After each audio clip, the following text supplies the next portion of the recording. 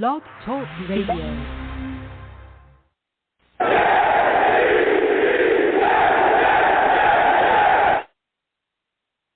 What's going on, folks? It is your boy Long Beach Joe, and we are back at it again. This is going to be a recap for the Jets game against the Broncos. We are coming fresh off of watching the game. Salutes to all the savages in the chat. Salutes to everyone that joined and talked and had a lot of fun just talking, because it was not fun watching this New York Jets team play. The New York Jets fall to the Denver Broncos 0-26. 0-26. And let me tell you something. We've got quite a bit to talk about, particularly on this offense. If you want to call in, the number is 515-6029-639. 515-6029-639 is the number. You can call in now. The lines are open, and they are hot.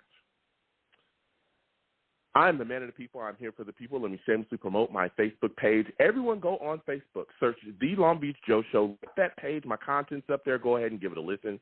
Message me. I'll message you right back. I love going back and forth with folks about this football team. Also, leave me some feedback. I love hearing about what you folks think I do here on The Long Beach Joe Show. So without further ado, folks, let's go ahead and get into the show. I am fired up. Your boy is on iTunes as well. Check out my podcast on iTunes, okay? The Long Beach Joe Show. You can go there. You can listen to the show there. All right? Please also, subscribe to your boy, like I said, on iTunes. Leave me some feedback, too. It's always greatly appreciated when you folks do that. I always love hearing about what you folks think about the show. I'm also on YouTube as well, Long Beach Joe Jets. That's where I live stream the radio show where we have so much fun. Watch the game together. Long Beach Joe Jets, okay? Now we're going to get into the show, man. Listen, this New York Jets offense is putrid. It is horrific. It's completely terrible. When I tell you that today, we watched Zach Wilson go out there and not be protected properly, it was insane. They gave up 5 sacks today. 5 sacks. He had guys breathing down his neck all day long. Very little time to throw the ball. Very little time to get things done. Nothing. The offensive play calling was suspect as well, especially at times later in the game when we had chances to kind of try to get some type of offensive momentum going. We had nothing all day. There was nothing clicking. There was no consistency offensively. We couldn't get any type of momentum flowing offensively. And late in the game, when we actually got a turnover, we could have put ourselves in a position to possibly get some scores and get going. There was no sense of urgency whatsoever. It was just ho-hum. 6 minutes left. We get something, try to get something going, nothing. It was terrible. Zach was 19 to 35, 160 yards. He threw 2 interceptions today, one of which was a late throw with 6 minutes left. Threw it way too late, threw an interception. And the other one was late in the game off of Braxton Berrios, off of his hands, and it turns into an interception. The defender catches it. It's horrific. The offensive line, again, was terrible the whole day. 2 guys. They had a running back chip Von Miller. Then Morgan Moses is supposed to have him. After the running back chips him, guess what? He can't block Von Miller either. Von Miller gets himself a sack. In stride. Just nothing we can do. Not only was the offensive line bad pass protecting, hell, we couldn't run the ball either. 43 yards total running. Total. Carter, Johnson, and Zach Wilson. 43 yards total. Horrific. It was a horrific day offensively for the New York Jets. This offense is terrible. It's lethargic. They start slow. They consistently start slow. We've seen this since the very beginning of the season. This consistent slow starts. Not being able to get anything going. Not getting any cohesiveness. Nothing. And that's going to continue to cost us throughout this season. We must put something together offensively. Schedule is going to get harder as we continue to go on. There's other teams that are just as good, if not better than the Denver Broncos as we continue to go on. You cannot come out in an offensively driven league and continue to be lethargic offensively. I watched Connor McGovern get taken from the line of scrimmage all the way back into his running back during a handoff by a Broncos defender that got an easy tackle for loss. Manhandled. Guys offensively dropping the ball all day. Corey Davis had drops. Ty Johnson had drops. Ty Johnson dropped the ball on 4th and 1 that was thrown on time, went right through his hands. Just nothing. This Jets offense did nothing today. Nothing. And that's on them. Yet again, we're complaining. We're questioning the offensive play calling. Yet again. Nothing aggressive. Nothing to try to push the ball down the field early. Nothing. Just ho-hum offense, getting smacked around, getting shut down, and just standing around the whole game. This offense is putrid. You know what else is putrid? I'll tell you what else is putrid. Penalties we continue to get every damn game. Every game, it's the same thing. We're heavily penalized. This game, we had 8 penalties for 89 yards. The penalties killed us in this game.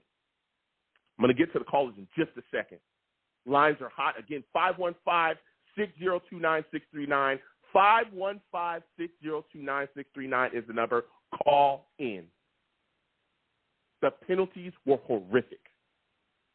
There were so many penalties to extend the Broncos' drives, just gifting them first downs, as if we weren't already struggling enough. Gifting them first downs, gifting them touchdowns. There was a defensive pass interference penalty on Eccles that extended a drive for the Denver Broncos that ended in them scoring a touchdown. You had Hardy, a guy that we signed in the offseason. He's supposed to be this veteran guy, a special teams guy. He gets a penalty on special teams that helps him as well move forward. He wants to jaw jack with the guy for no reason. Easy flag. May had a face mask penalty.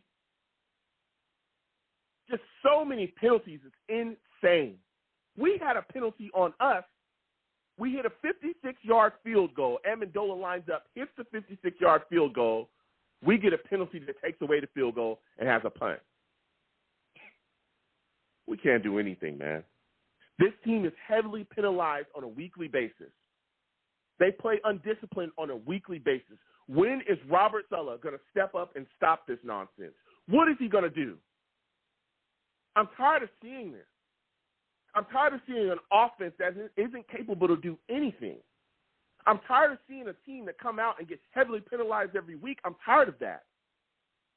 The defense had its struggles. It did today. They touched Teddy Bridgewater today, though. They got some sacks. They're very bend but don't break. But the defense played decent enough to keep us in the game. Played decent enough. They only scored 26 points. They were at 20 for quite a long time. We were still in the game. In fact, our offense was horrific today. Horrific. And we were so heavily penalized, it's absolutely ridiculous. It must stop. It must stop. I'm tired of this, man. I'm tired of watching this team come out and play like this. And, oh, by the way, when we talk about the offense and we talk about the struggle, guess who was inactive today? I'm going to have you guess.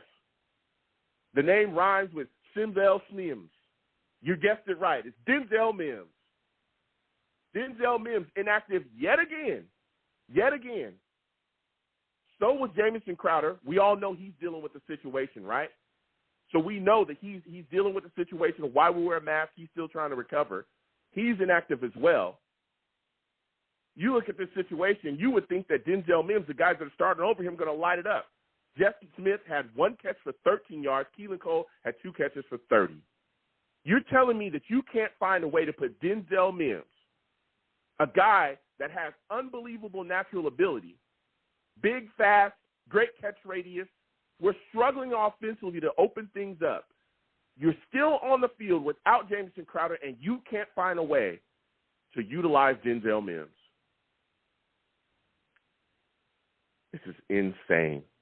It's completely insane, and I just don't get it. I don't get what's going on here. This Jets offense is terrible to watch. This team being heavily penalized every single week. Tired of it, dude. I am tired of it. I'm tired of watching this team just go out there and just get destroyed on a weekly basis. We can't block. We can't do anything. So I'm going to get to these callers again, 515-602-9639. 515-602-9639 is the number. Call in. Going live. We're talking to everyone. First call I want to go to, my guy Jason. Jason, salutes. I want to thank you for calling in today. Jason, give me your thoughts on this Jets team and the offensive performance that was put out today. What were your thoughts about the play calling and the play of Zach Wilson? The F-, Z-, the worst possible grade you can give them. To me, it looked, was this Adam Gabe's offense? Because to me, it didn't change. Like, I don't know what we were doing. What was the plan going into this? It was just so bad. There's nothing. There was nothing us to do. There's nothing. It didn't look like we planned to play this game. It was just so bad that there's no word to describe it. There was nothing there. We were like ghosts. There's nothing there. Yeah. The thing that killed me the most is the lack of protection as well. That's what blew my mind. The fact that the offensive line really couldn't stop anything. What are your thoughts about the play? I mean, we saw the play where there's two guys out there trying to block Von Miller and they can't get it done. How do you feel about Morgan Moses and Ty Johnson whiffing on their blocks of Von Miller? You know, and that was kind of funny too. You know, going back to the off season, is that we were talking about this. We were talking about, hey, bring the protection. We need to bring so much protection so that whatever happens in the season, stuff like this didn't happen. And you and me were both were like, we need to get this, we need to get this, we need to get this. Just keep up. And Joe Douglas did none of that. And now we're seeing the results of it. Joe Douglas has failed Zach Wilson like he failed Sam. That's something that needs to be said out there right now. The guy, he didn't want to replace the center because he felt good. Guess what? The center got beat so bad, we lost 7 yards on a run, on a running play, and we lost 7 yards by that center. Yeah. It's inexcusable. It's literally inexcusable right now. Everyone should be fired at this from what we just saw. GM, coach, anyone could be fired right now. Oh. But, you know, I understand the frustration. I'm not saying I want to see people fired, but I am saying this. I'm saying that the Jets have got to step up. It's so bad it's ridiculous. It's completely ridiculous, especially when you're putting guys like Denzel Mims on the bench and you're keeping him inactive. I don't understand why you're doing that when it's clear that we need threats. We need weapons out there offensively. We're struggling, and we're not getting it done. Now, I want to go to the defensive side of the ball with you because let me tell you something. This defense, you know, it played all right. What were your thoughts about some of the things that you saw out there from C.J. Mosley? Because he was flying around making some hits. Yeah, he was playing very well. I was very happy with the performance. Again, we're going to keep saying this because it's going to be a broken record until they fix the offense. Defense keeps us keeping in the game, but the offense laying it there so many times. Like, really, the defense, the only thing that's keeping us in these games. If it wasn't for the defense, we'd be getting blown out 50-0. Yeah. I mean, it's tough. It's tough. When you watch this team and you watch this awful offensive output, man, it's horrific. But so my final question before I let you go, Jason, because you're bringing the heat right now, is what do you think the Jets need to do to fix this issue that they have with penalties? Because we were heavily penalized yet again today for 89 yards. What are your thoughts about that, and what do you think that Robert Saleh should do to keep guys from thinking that, hey, getting these penalties is okay? First of all, talk to the people and saying, especially the CB, I forgot his name, but he had his little thing taunting. I'll talk to the guys and say, party. If we're down points, I don't want to see any taunting from you. You shouldn't be talking nothing. Let your play do the talking. I don't want to see any of that. And if you do, you'll be sitting on the bench next to Denzel Mims. Yeah. It's Jason, just so stupid. Yeah. Listen, Jason, you're talking that talk right now, and I respect your take.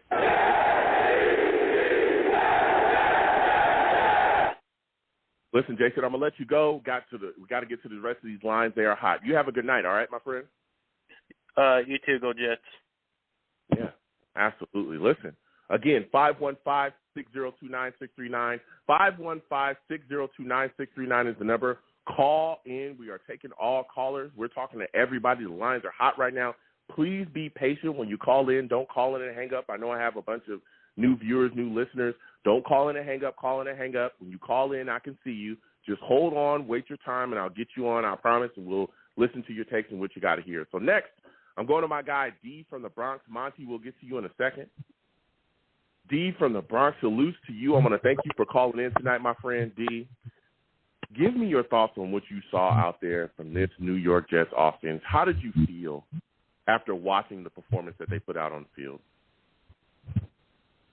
Hey, Joe, what's good, man? What's going on, man? Do you know what rehab that Adam Gase checked himself into? Because I'm about to be sitting right next to him. I swear to God. I'm running out of Henny over here every week. I can't do it no more. I can't do it. Yeah. I can't do it. This is. I mean, the loss is so bad. Like, I mean, this guy calling his offensive plays is terrible. Yeah. This is terrible, Joe. Yeah. Yeah. It's awful. I seen the wide receivers and San Fran. They doing end arounds. I haven't seen not one end around. Yeah. Yeah. I mean, what killed me today too, as well. It's the lack of urgency. Even with the clock, starting to dwindle down in the fourth quarter, we were down some scores. It seemed like they were hesitant to really get rolling offensively as far as no huddle, really get going, get some quick stuff going, get moving down the field. It was none of that. He was still handing the ball off to run the ball, and we were down a couple scores. And I was just looking around confused, like, what exactly is going on around here? You know what I mean? And did you feel the same way? I felt the same way, but also, did you notice, even in preseason, we don't throw the ball 25 yards down the field. Everything is dink and dunk. Everything is dink and dunk, and you got these guys sitting on these same patterns that we doing. Yeah, yeah. Now, and you bring up a great point, Ethan. So my next question for you is, do you feel like, because, again, when we saw them try to push a little bit, and it was late, we saw Zach Wilson throw his first interception. He threw a ball really late. The defense keyed on it, picked it up, catched it. It was an easy interception. Do you feel like they're not being as aggressive as they could be to get the ball down the field, push the ball down the field because they don't trust Zach Wilson yet? I just think it's the play calling. His offense, it seemed like it's just designed to dink and dunk all the way down the field and run the ball. We have not taken a shot. I'm telling you, this goes back to preseason. If Zach Wilson don't break the pocket, the only time we've thrown the ball deep. So this is back to the Adam Gase offense all over again. He refuses to throw deep. And once again, the man inactive, I'll say his name, it rhymes with limbs. Sitting on the bench drinking. He might as well come sit next to me and drink some Hennessy. I'm telling you. I'm right there with you. I don't understand it. I don't get what exactly – look, we've been told that Denzel Mims only knows one or two positions on the offense. They want him to learn all three. Here's the deal. When you're looking at an offense that is struggling right now, you need to have an all hands on deck. Where's the threat? Where's the guy that, you feel like is going to take the top off? Look, Corey Davis played well, right? But you got to have more than just him out there. Jamison Crowder is dealing with it. He's inactive. He's dealing with an injury. You got, Keelan Cole out there. He's not a guy that's going to take the top off like that. Elijah Moore's still learning himself. Why is Mims not out there from that standpoint? If he only knows two positions, then put him out there just knowing the two positions. What's the problem with that? That's my mindset on it. What are your thoughts on that? Keelan Cole is out there eating potato chips and snacks, doing nothing. He's doing absolutely nothing out there. Nothing. Davis, I was never high on Davis at wide receiver, but he had to come down with that catch today. He had to. Yeah. He had to. Yeah, there was quite a bit of drops today. Listen, Steve, my final question for you before I let you go, because you bring in the heat, man. What were your thoughts about the play of Quentin Williams today, man? How did you feel about him? Do you think he stepped up and really provided what you needed today? I mean, he had his moments here and there. He stepped up a little bit today. He had his 2 sacks. Hopefully that'll get him going. The defensive line played decent today. I'm going to tell you was a big problem, and I don't know if anybody else sees this. These linebackers are terrible. Ooh, They're terrible. Williams, his brother, missed that wide open tackle in the open field against the running back, and they got a first down. The linebackers are awful. I'm telling you now. Yeah. We wasted 2 draft picks in a row on safeties, moving them to linebackers instead of getting linebackers. It's not going to work. Yeah, it's tough. I mean, Mosley made some plays today. Like you said as well, there were some missed tackles, especially from our backers. Things that got to clean up, but the defense played well enough to keep us in the game. It's just this offense and the horrific penalties that we saw today that killed us. But, D, I got to get back to these lines, man. Listen, I want to thank you for calling in today. Next time I have a show, I want to hear from you, all right, my friend? You know it, man. Have a good one, man. I'm going to drink some more Hennessy, and I'm going to check myself in with Adam Gates. Be careful with that. Be careful with that Henny, all right? Be careful with that Henny. You have a good one, okay? Right. Listen, salute 515-602-9639 is the number. Call in. We are taking all callers. Please be patient when you call in. The lines are hot. Look at the Jets got everybody. They got him on the Henny. They got everybody. Just be patient. Call in, and we're gonna listen to everybody. All right. The only thing I don't allow on my show is cursing. All right. You cursing, you get on my show, I'll get you out of here fast. I'm talking fast. Faster than New York Jets can ruin an offense.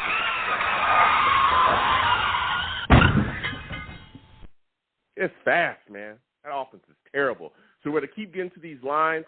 Next, I'm going to my guy, Monty. Monty, I'm coming to you. Venom G's, please be on hold. 857, you're on hold as well. Please hold on a second.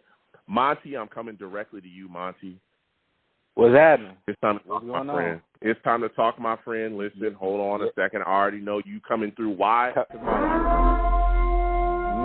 Yeah. I gave you some money earlier for that security, man. I told you, man. You got to beef it up a little bit. Oh yeah, my alarm's going off. You already know how it goes when you step in the building. So I've been alerted. All right, I know you're here. So here we are sitting down. Yes. And we're talking Jets now. Jets just get their butt handed to them, 0-26. The offense was horrific the entire day. Give me your thoughts on the offensive play calling and the performance of Zach Wilson.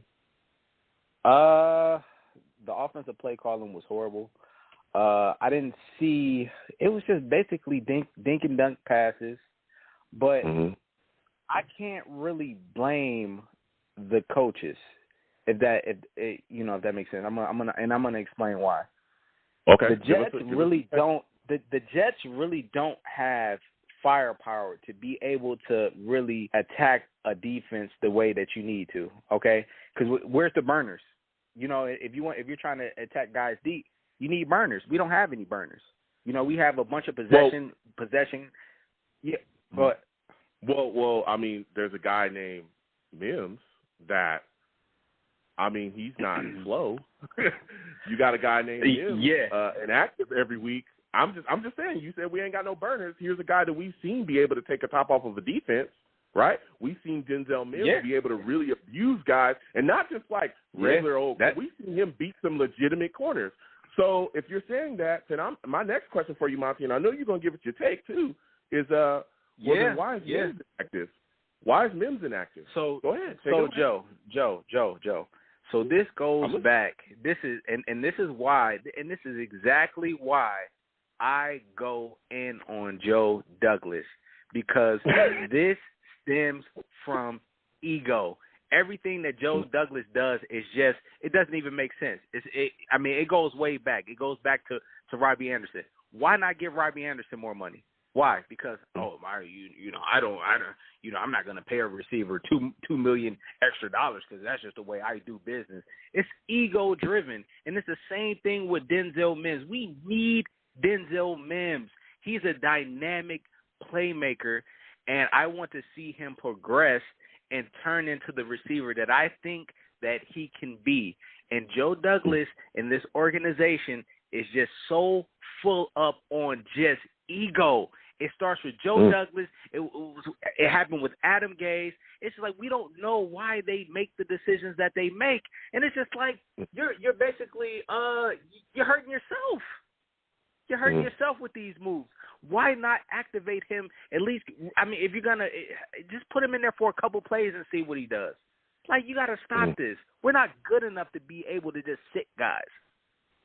You know? And I'm just so tired of it. I'm so, like, this team is just so horrible, Joe.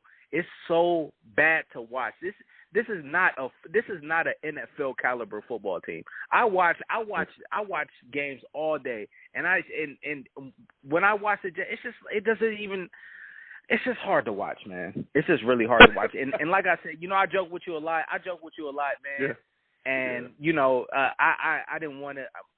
This year, I didn't have high expectations because I knew that this team was just, you know, poorly constructed. Like, I knew, you know, we weren't gonna be able to do many things this year, and you know, and even though we drafted Zach Wilson, that was the bright spot, and I saw some things in preseason which gave me hope, and you know, I was able to see, you know, I wanted to just see how he progressed this season. But the rest of the here's the problem with the Jets. And this is what I want to break it down real quick. The Jets, when you get in tight situations, you know, like a third and 1, or you know, a 3rd and 5. Who are you going to? You don't know. If you give it to Corey Davis, he's going to drop a critical pass. He's going to. I can't count on him. I can't count on him. I can't count on any of these guys. And that's the problem with the Jets. They don't have a player when the games get tight, when you need to make a play. They don't have that guy to say, here, we're going to go here to this guy because he's going to make a play. Our rookies aren't progressing. At least Elijah Moore, he's not progressing. Everybody told me this guy was Odell Beckham. He was going to be rookie of the year. He's not that guy. He's a 5'8". He's a 5'8" receiver who's very shifty. So in the second round, we drafted basically a slot receiver. Our last year, second round pick, he doesn't even play. We cut we cut a bunch of our defensive players. This dude Joe just does not know how to construct this roster. And until we get somebody who knows what they're doing and is not ego driven, we're going to be in the same position, and we're going to stunt Zach Wilson's progression. And it just sucks because this guy is a player. I know he's a natural passer of the football, you know, and he just needs to just be on a team that's stable, that has direction, and he will be able to progress and grow. And we have not had that. Even with Sam, looking at Sam Darnold, he has that in Carolina, and you see that he's looking competent. We don't have that, and it just sucks that year in and year out, this is what happens to our team, man. Yeah. I'm right there with you. I mean, to me, it's like I look at the situation and I say to myself, we're in a rebuild. We all know that. We've had rebuilds shoved down our throat for the last, I don't know how many years at this point, right? So you're in a rebuilding year with young quarterback. You're trying to figure out who's the guys you should be able to keep around. And I feel like I don't understand why you don't play Mims or why you don't put, you know, the personnel you need to on the field to figure out who they are. We're in a full-blown rebuild. That's the name of the game here, figuring out who you can go forward with and who you can build with, especially when, again, like you said, you look at this situation, you got Crowder, he's out. Keelan Cole, I mean, is he really showing you like he's some crazy – dude, put the best guys out there on the field and let's go out there and do their thing. It's mind-blowing. Again, we talk about Elijah Moore. I think he's a little bit more talented than you're giving him, but we have yet to see, like you said as well, he's still a young guy growing. We'll figure out what he's having going forward, but he got concussed today, so we'll see what happens going forward with him. Just this Jets offense is all over the place, and a big part of it, and this is where I really wanted to go with you, was the strength that's supposed to be of this offense is what? We talked about the wide receiver core this offseason being a strength and the offensive line being a strength. This offensive line is terrible. This O-line is terrible. And I know that we lost Mekhi Becton, but even when Mekhi was playing, it was terrible. Right? He was getting It's really bad. We gave up 5 sacks today. 1 sack took me through the moon. When you had the running back come out and chip Von Miller, then Morgan Moses goes out there and can't handle Von Miller. What were your thoughts about the offensive line performance today? We couldn't even run the damn ball. We couldn't even run the ball. I mean, okay. I mean, we do have to give Vic Fangio and that defense a lot of credit, man. They have some players on the other side of the ball. But like I said, this is an NFL team. 2 guys. Everybody gets paid. 2 guys. Huh? 2 guys on time. Yeah. So Bob, it's 2 guys in stride. Come on. Yeah. Listen. It's no excuses. It's no excuses for it, But I just have to give credit to the Broncos defense. We don't have players who can compete with high level talent in the NFL. So a guy like Von Miller, he is gonna wreck our whole offensive line, our running backs, our tight ends, because we don't have guys who can deal with them. Who's gonna deal with them? You know what? Our running backs are inexperienced. I hear you, Monty, but it wasn't just Von that was hurting us, dude. I watched Connor McGovern get taken from the line of scrimmage into his own backfield and hit his running back on a handoff. Easy tackle for loss. He was getting chucked aside like a bag of potatoes. I mean, Monty, come on. These guys they're not good. Listen, I knew that they were not good, they're not. They're Joe Douglas guys. Yeah, you brought them in. They might have a name other places, but they're not good. And we don't have. And I don't know, man. Come on, cheer me. Man, come on, the roster. Tell me something. The roster's just okay. Look, cheer me up. Come on. So look. Tell me something good about the defense. The defense play well. Give me something. I can't tell. They don't tackle. They don't tackle. They don't cover. They don't do anything. The only thing that I can say good about the defense, our defense, is that we don't give up the big touchdowns. We like to keep everything in front, and that's fine. Yeah. But when you're doing that, learn how to fucking tackle. I'm sorry. Watch the words. I'm sorry. My apologies. I'm sorry.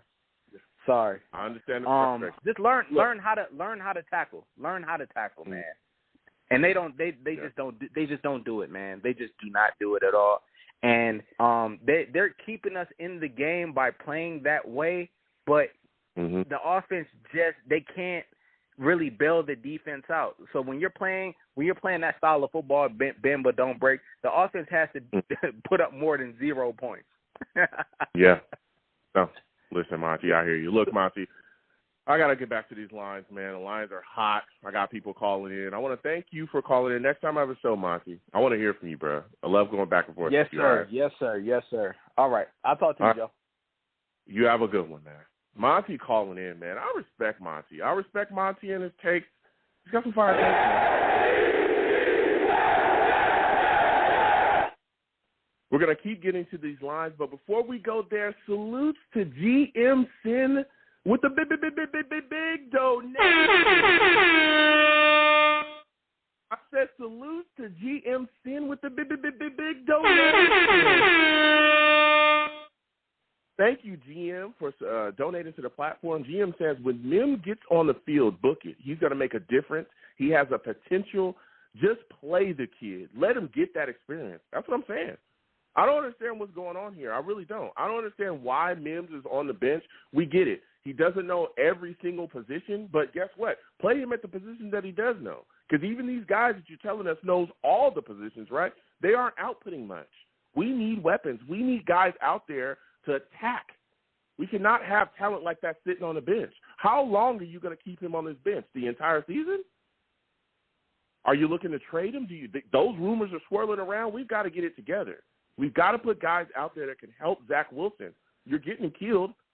And then when you're not getting him killed, he's struggling trying to figure out how to dissect defense. He's throwing interceptions. We've got to figure it out. Also, salutes to Tim's Collectibles with the big donation. With the big donation. Salutes to Tim Collectibles with the big donation. Tim's Collectibles says $1 for every loss we will have this season. And he gave me 13. Ooh. Tim said we're going to have 13 on him. Salutes. Again, thank you to GM. Thank you to Tim as well. We're going to keep getting back to these lines. Salutes to all the Savages in the chat as well. We will be coming to you too. I know people have a lot of questions, a lot of things to say. We'll be addressing that as well. Again, if you have not subscribed, please subscribe. Give the stream a thumbs up as well. All right? It's always greatly appreciated. Also, please share the stream with your friends and family. It's always greatly appreciated as well too. So we're going to keep getting to these lines. Next, I'm going to my guy, Venom G's. Chris, hold on a second. We'll come to you in a second. But we're coming to my guy, Venom G's. Listen, Venom G's knows his Jets, all right? Venom G's knows his Jets. He's a Jets fan through and through, just like the rest of us. Venom G's, the New York Jets. First off, salute to you, Venom G's, and I want to thank you for calling in today. The Jets lose. Man, thanks, bro. I don't know how long I'm going to be a Jets fan for. But this game. We lose today. Yeah, we consider it my options at this time. Don't blame me. I did not tell you to take that green jersey off. All right, keep it on. Everybody, we're trying our best. We lose today to the Denver Broncos 26-0. This offense is terrible. Give me your thoughts about this offensive line and the performance that you saw today from it. The line is horrible, man. From year to year, we say the same thing, man. Last year, the line was horrible. The year before that, the line was horrible. So we keep it up with the tradition, I guess, man. But I think Joe Douglas is probably waiting for 2 more years to, because it seems like every year he picks a piece for that line to straighten that out. So I think in 2 more years we'll have a good defense, offensive line, I guess, man. Yeah, it's crazy. So I don't think it's all on Joe Douglas though. I think it's more of the coaching. I don't think the coaching style matches these players. I don't think the players are buying in as much as they should be. Because this team, it just looks. And this is my question for you, Venom. Yeah, this is my question for you, though, Venom. You're saying that that's not on Joe Douglas, but isn't it? Because isn't he the guy that hired his coaching staff? Right? The first question that should have been when you hired this guy was, hey, when you look at this roster, you look at these players on it, including the guys I just drafted, do you think that these guys can function within your offensive system? It was the first thing you should have asked. Yeah.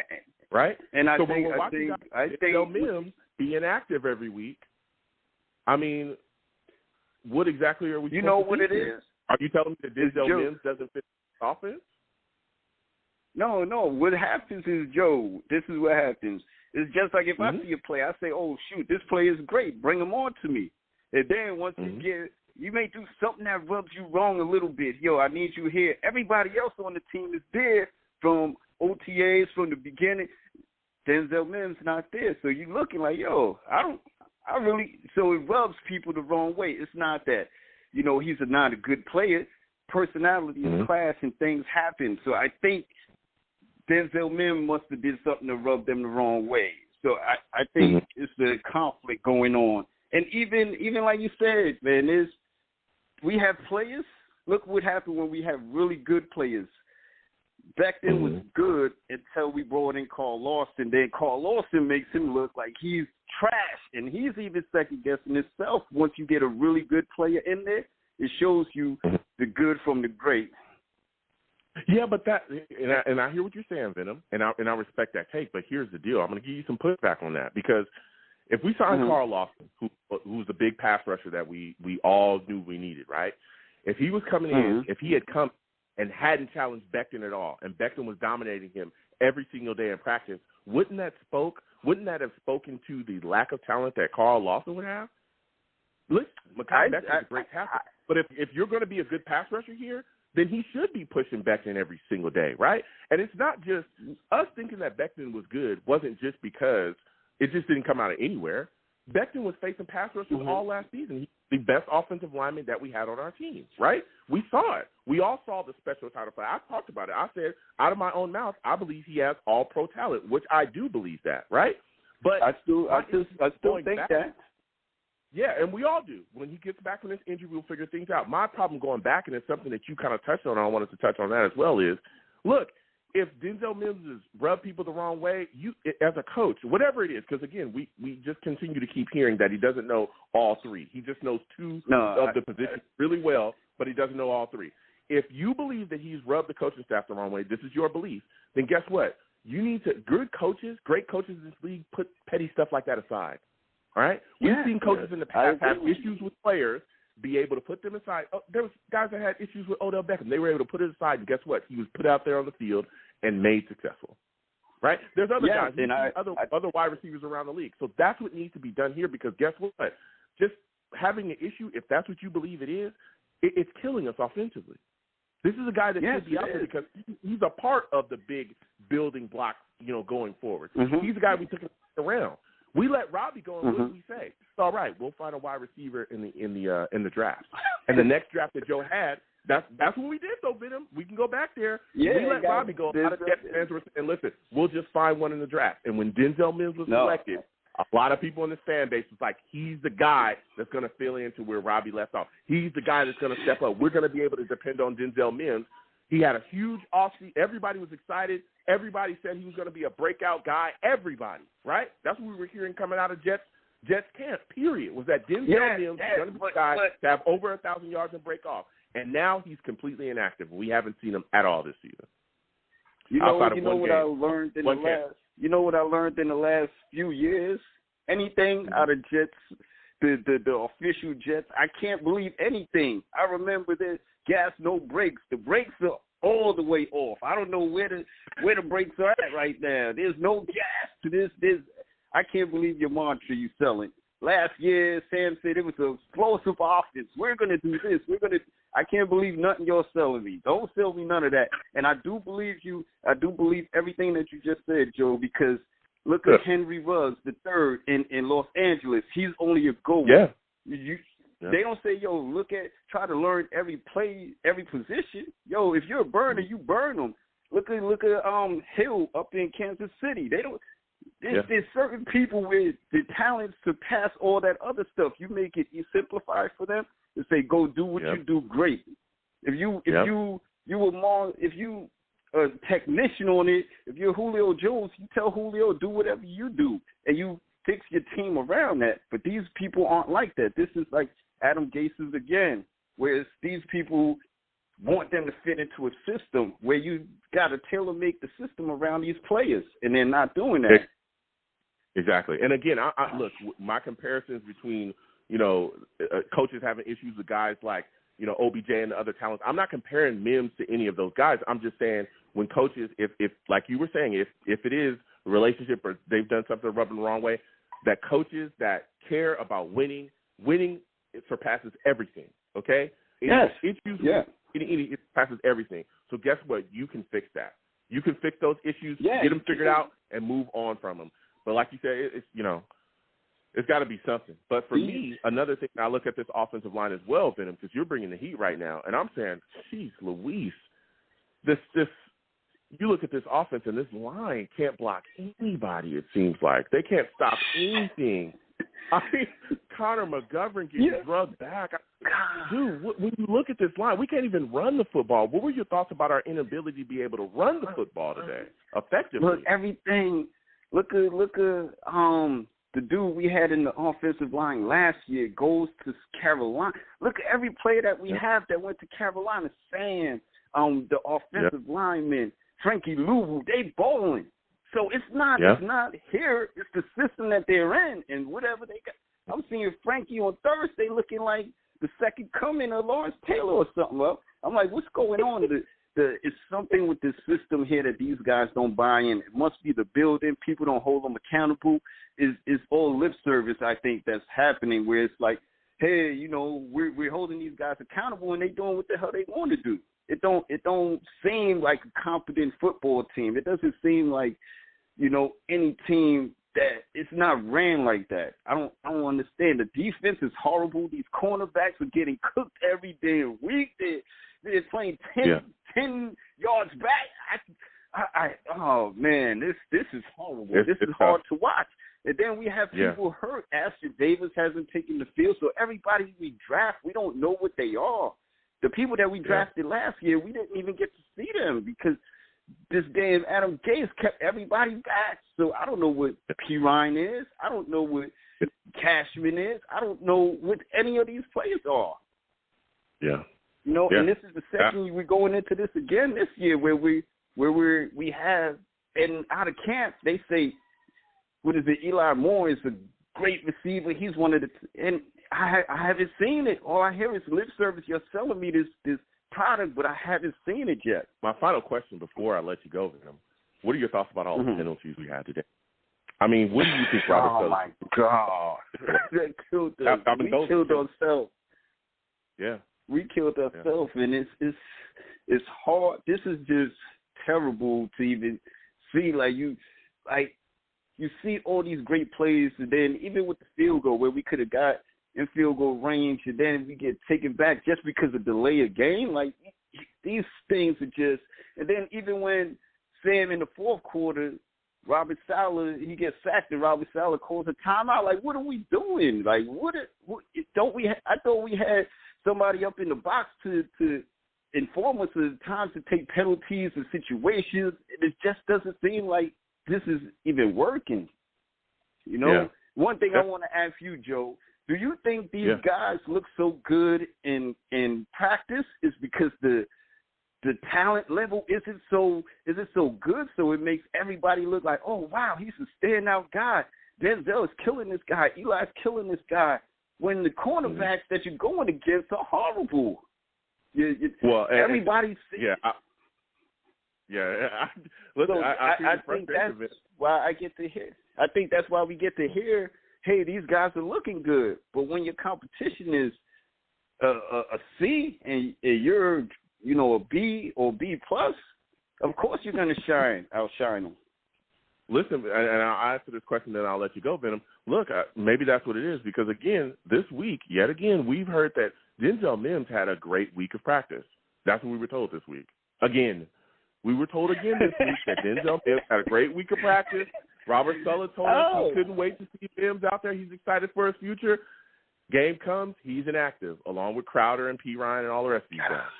So again, they tell us this. You don't see it, I don't see it. Yeah, you don't. I got to get back to these lines, though, Venom. Salute to you. All right, Joe, have a good one, man. Next time, I want to hear from you, all right? You have a good one. All right. Listen, Venom G's calling in again. Venom is a known savage. Salutes to Venom, man. Salutes to him, man. And also, again, GM with a big donation. I said GM Sin with the big donation. GM says, I told everybody before the season started, expect a storm in the beginning. 6 weeks, they will get things. In 6 weeks, they will get things going. 6 weeks. We'll see, GM. We'll see. Again, I want to thank GM and Tim's Collectibles and everybody for giving to the platform today. We'll continue to go through the Super Chats. A lot of conversation being had, lots to talk about the New York Jets. We'll keep going with you folks. So salutes to all the Savages again in the chat going off, handing out the Super Chats and also giving to the platform any ways they can. It's always greatly appreciated. We'll keep coming to you. We're going to keep getting to these lines, though. Again, 515-602-9639. 515-602-9639 is the number. Call in. When you call in, please be patient, okay? We'll get to everybody. So next I'm going to my guy, Chris. Chris, I'm coming directly to you. Salutes to you, Chris. I want to thank you for calling in today. Chris, this Jets team just got beat 26-0. This offensive line is horrific. Give me your thoughts about the performance of this Jets offense and Zach Wilson. What were your thoughts about it? Well, it was pretty bad. You know, obviously everybody's upset.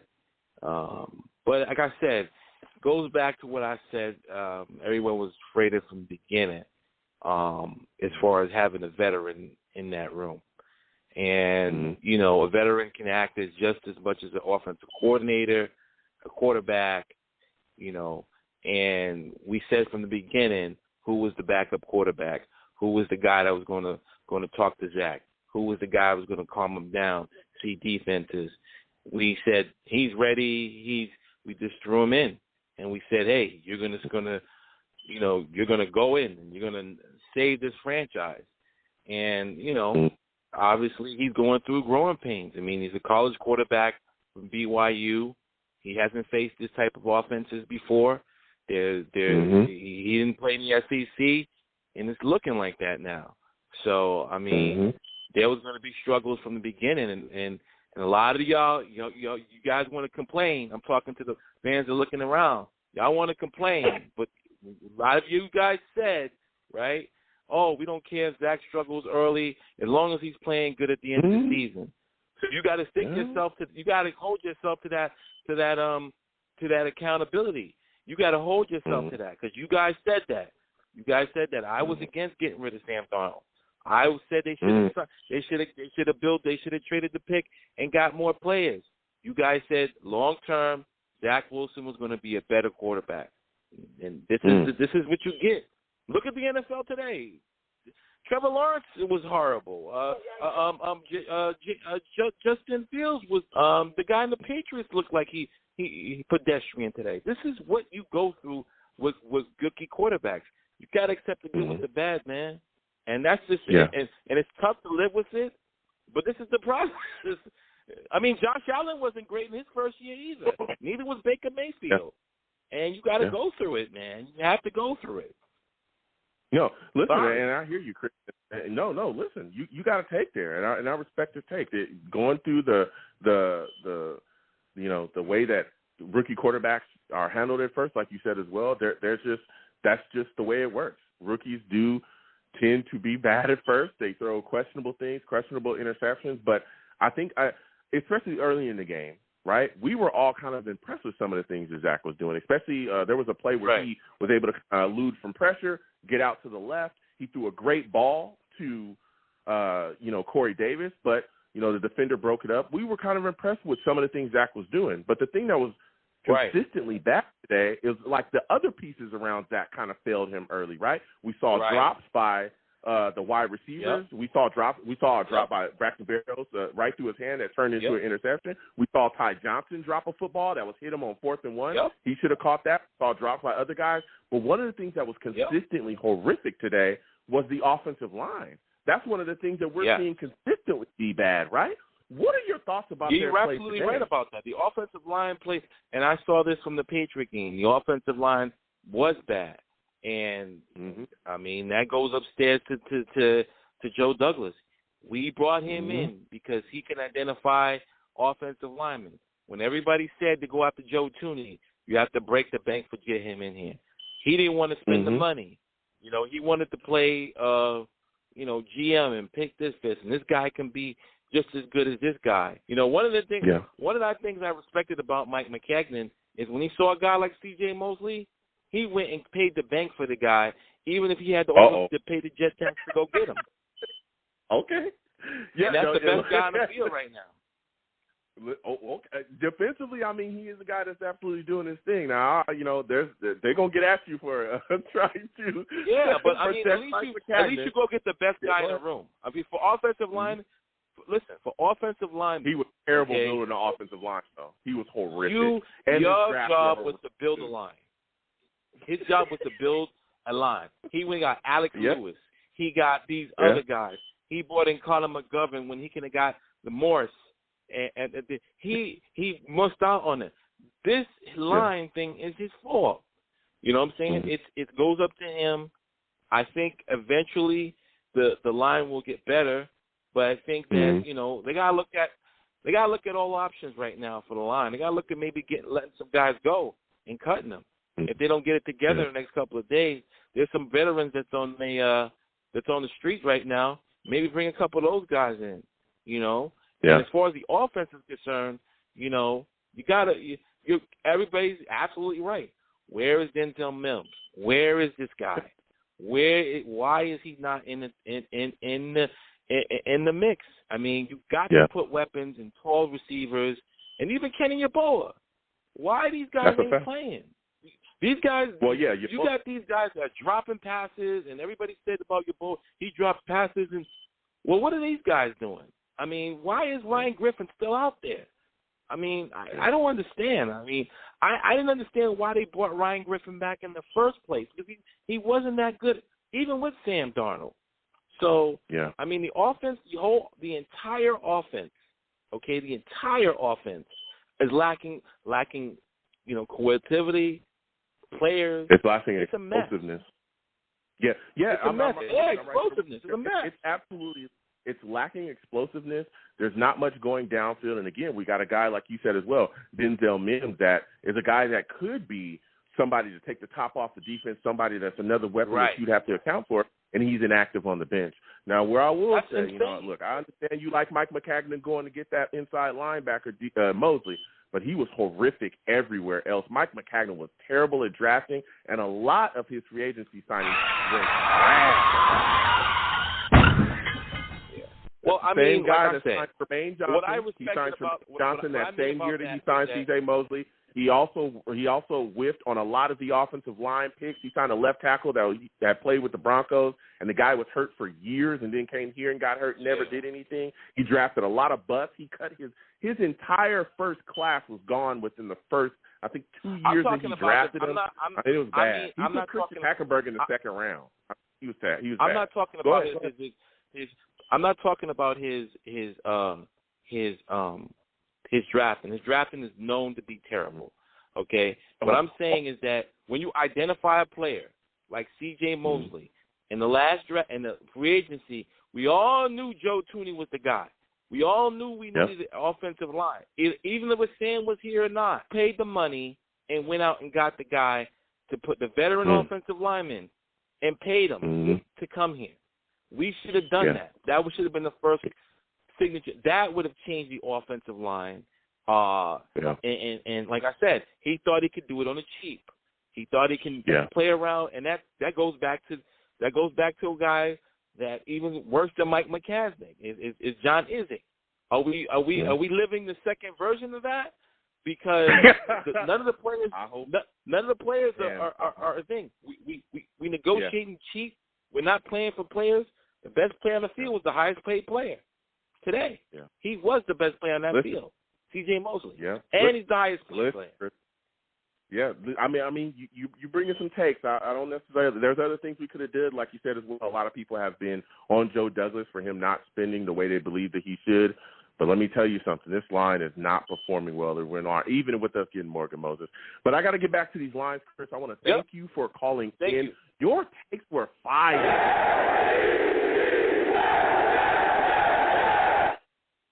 I want you to have a good one, all right, my friend?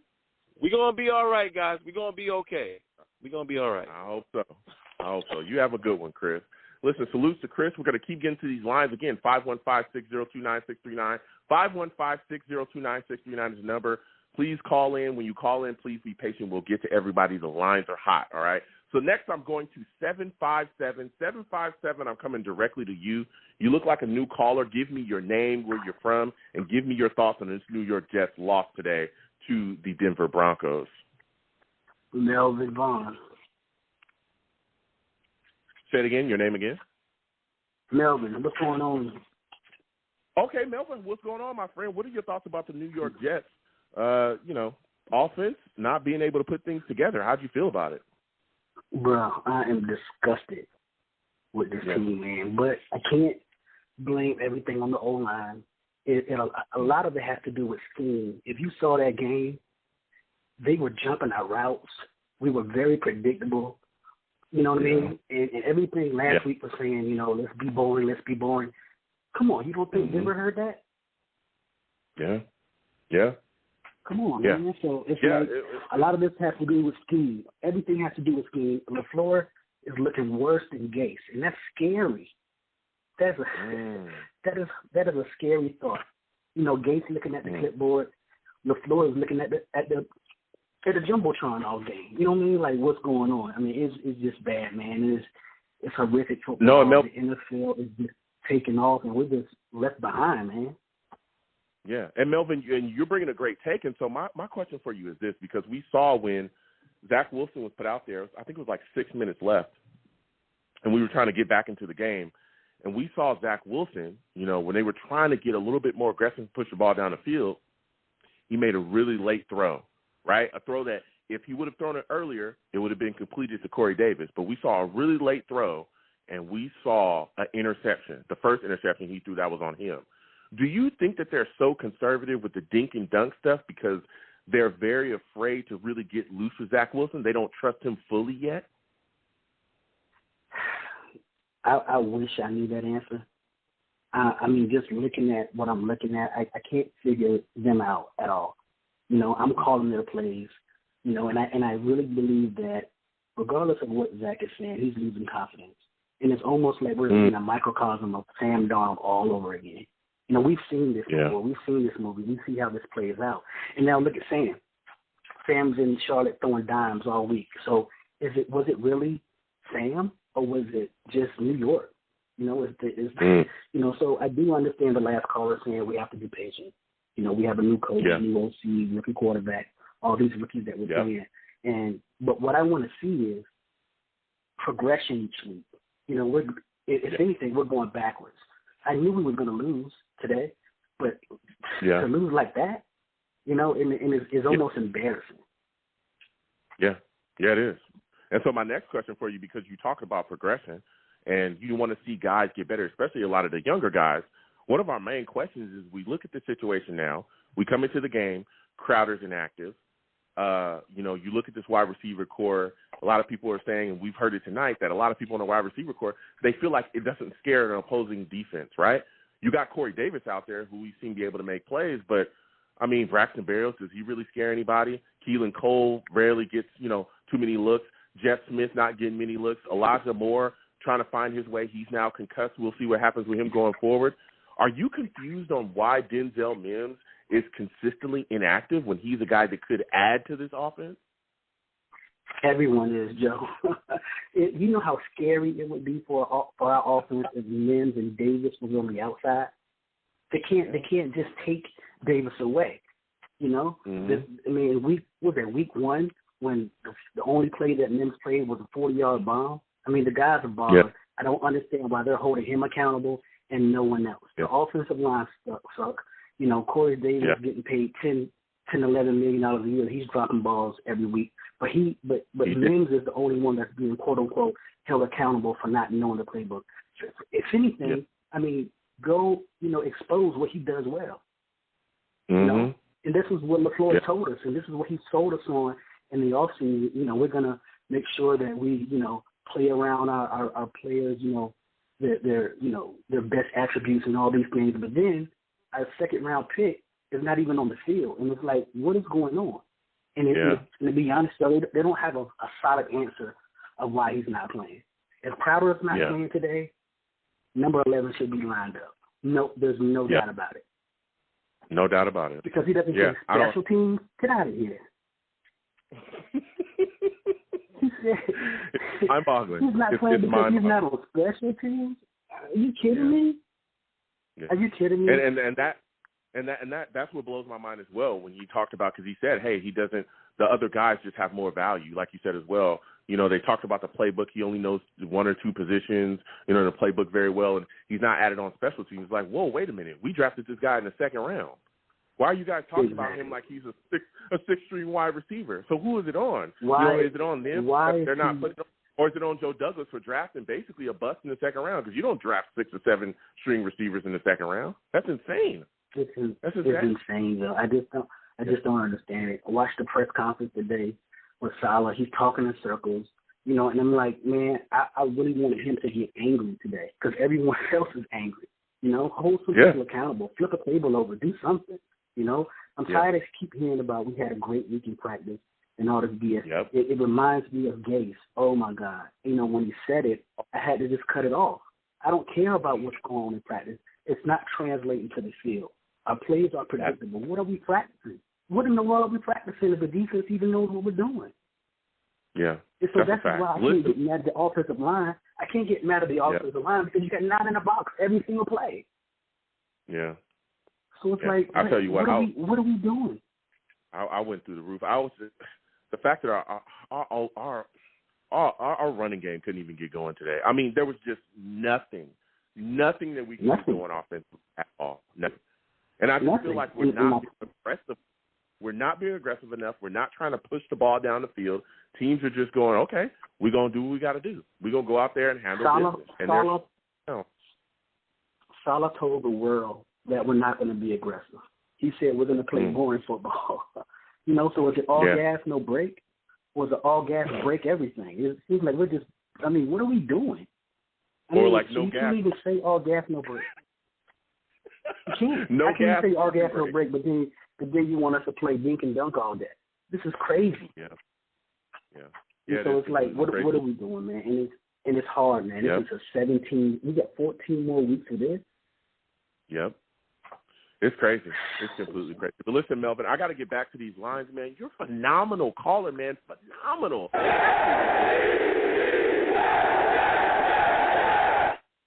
Listen, Melvin, next time I have a show, I want to hear from you, my friend. I want to hear from you, all right? I want to hear from you more often. Here, man. Hopefully I have a more positive tone. Hopefully you will. You have a good night, Melvin. You too, bro. All right. Listen, Melvin calling in with fire. We'll keep taking calls again. 515-602-9639. 515-602-9639 is the number you can call in. When you call in, please be patient. We got callers, but we're going to get to everybody. Salutes to all the savages in the chat. I respect the heck out of y'all. Salutes again to all the donators. Everyone giving through the super chat. Everyone hit me in my Cash App. It is greatly appreciated. We'll get to your messages in the super chat as soon as we possibly can. There's just a lot going on with a lot of discussion, but we'll get to everybody. So we're going to keep getting to these lines again. 515-602-9639. 515-602-9639 is the number. Call in. Next, I'm going to 917. 917, you look like a new caller. Give me your name, where you're from, and give me your thoughts about the New York Jets losing to the Denver Broncos. How'd you feel about it? Free Mims. Free Mims. Free Mims. This is unacceptable. This is Gene. This is Gene from Dallas. I'm over here to see Cowboys fans. Okay. Lifelong Jets fan. Okay. And this is unacceptable. I had a lot of faith in this coaching staff. They told me they brought me in with the all gas, no break. They told me why Mims was sitting down on the bench. Yep. And now I just can't I'm not with the program anymore. Because I'm seeing Corey Davis at the top of his out route completely bail on it and get bodied by a random safety on the Broncos. We're paying you as a number one receiver. You're getting bodied by safeties. I'm seeing Berrios. I mean, I'm not going to knock Berrios. He's playing. He got called up to play. He's playing. But, I mean, come on. He's not like, come on. This is unacceptable. He shouldn't be featured in the offense. Cannot be any worse. Yeah. He shouldn't be featured in the offense. Yeah, cannot be any worse. Yeah. So I'm right there with you. At this point, it's like this coaching staff, like I used to be like, oh, reporters, I mean, you guys don't know anything about football. At this point, reporters at these press conferences, that's the all gas, no break. Turn up all the gas on the coaching staff with no breaks. Get at them. None. Yeah.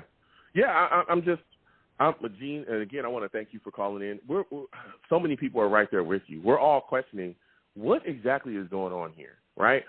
For me, I look at this offensive game plan and I say to myself, where's the aggressiveness?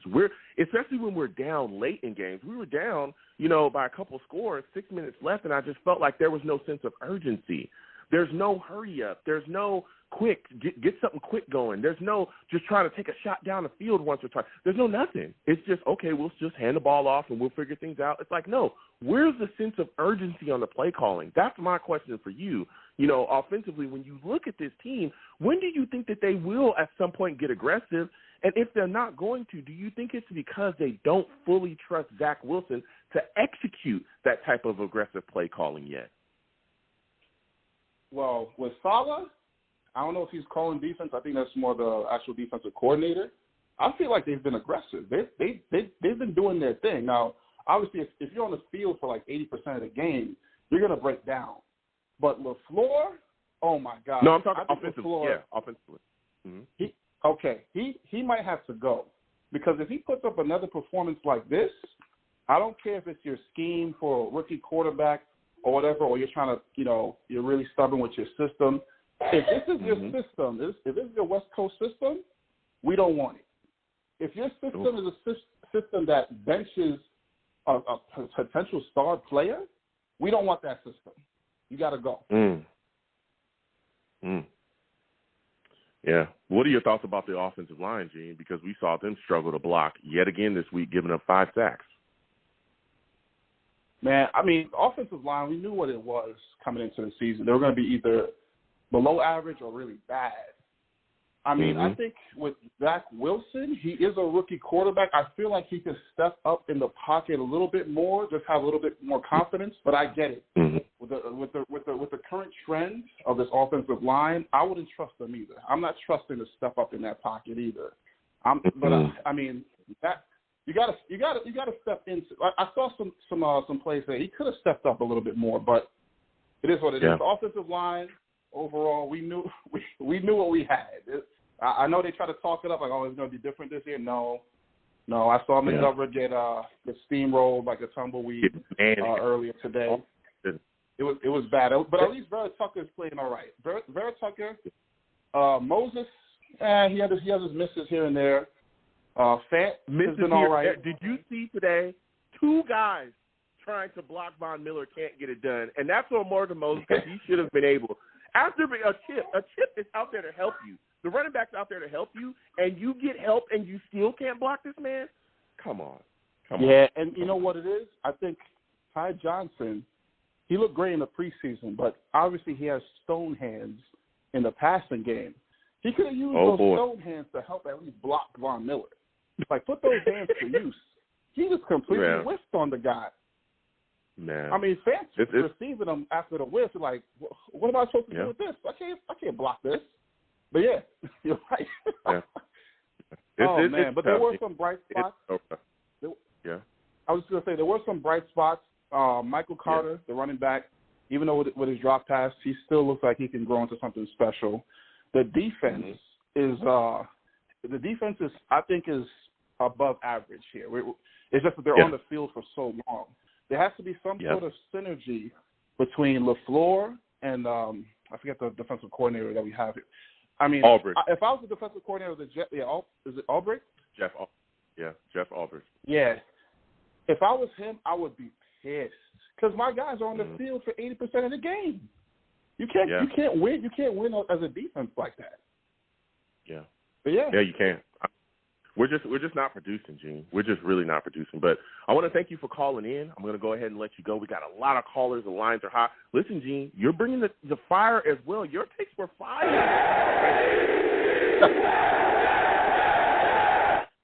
They were fire. Next time I have a show, I want to hear from you, all right? I want to hear from you, man. All right, man. Bye-bye. All right. Thank you for your kind words as well, man. You have a good one. Listen, Gene calling in with heat. Salutes to him. Again, I want to thank you for calling in. Fire takes. We're going to keep into these lines again. 515-602-9639. 515-602-9639 is the number. Call in. We are taking all callers. Next, I'm going to my guy, Rusty. Colin Jacob, hold on a second. We'll get to you in a second. But we're going to my guy, Rusty. Rusty is on the line. I know he knows his Jets. Rusty. Jets get beat today 0-26. The offense looks horrific. What were your thoughts about the defense, though, man? Because I thought the defense was able to put some things together and kept us in the game for quite a while. How do you feel about the performance of today's defense? What up, fam? What up, Savages? Lavoya. It is what it is, man. I mean, it is baptism by fire, and that's what we're going through. So, you just got to stick your nose to it and just grind and grind. I'll get to the other things in a little bit. But as far as with the defense, what did you ask, bud? I'm sorry about that. What Yeah, no, it's okay. What are your thoughts about their performance today? Because it was kind of bend but don't break. They were able to hit Teddy Bridgewater. You know, they did some things. They kept us in the game. What are your thoughts about their performance today? I liked it. I thought we did good with that. But when you have the offense, laying eggs all over the place, and it is what I'll get through it like I said before. But like we did have our little mishaps, what you do have in defenses. But as far as all day May, he was all over the place. He did have the penalty and stuff, but he's playing with his head on fire. Same with CJ, especially that goal line hit. That was he brought the wood, and he doesn't quit. Then my boy JFM. He got in there and was attacking. I mean, shoot. We even saw Q. Yeah, I know. I'm sorry.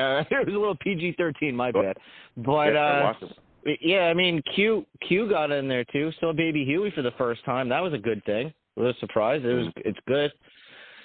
But it's just gonna be the grind. It is sadly what it is. I love our defense. Our defense too is one of the best out there when you look at it. It is a bend that don't break. But when we get unfortunate injuries too, to Lawson, to Joyner, and it just and just keeps on going. You're gonna have to bite that bullet, and we're going through it. It is what it is, and I'm with them. It's just pulling my hair out, but I understand. Yeah, even when you talk about some of the, I looked at the situation and I said, man, we were even coming out of half, we were down, but we were still. If we got some scores, if the offense was able to get something going, right? That's we would have been able to something. Get back to football. But you look at the offense. Just a little nos shot, I don't need a whole tank and nos. Just a little nos shot, just a little one. That's all I need. Is that complete disarray the entire game? It was just nothing. What were your thoughts about the offensive performance, particularly the play calling? Because a lot of people are taking shots there. They're wondering, hey, why weren't we more aggressive in this game?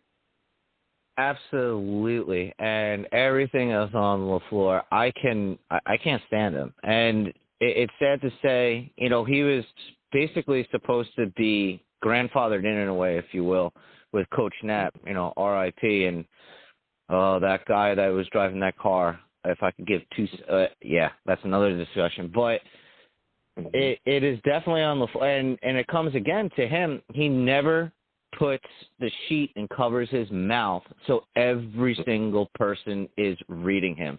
Put him up in the parrot coop or the crow's nest, whatever the hell they call it. Throw him up there. Put him in between glass. Because at this point, he's 0-3 when he's on the field. What's, sad to say, but, but I look at it this way. What's the best that can happen? Throw him up there. Yeah. That's and he drives me crazy. Yeah. And especially not playing my boy Mims, too. I am. Yeah, go ahead. That was my final question for you, was asking about Denzel Mims. What were your thoughts about him being inactive again? I don't know what it is, and it's really troubling on the coaching staff because I think Coach Saleh is basically covering for LaFleur on something, trying not to none of us really know what the heck is going on.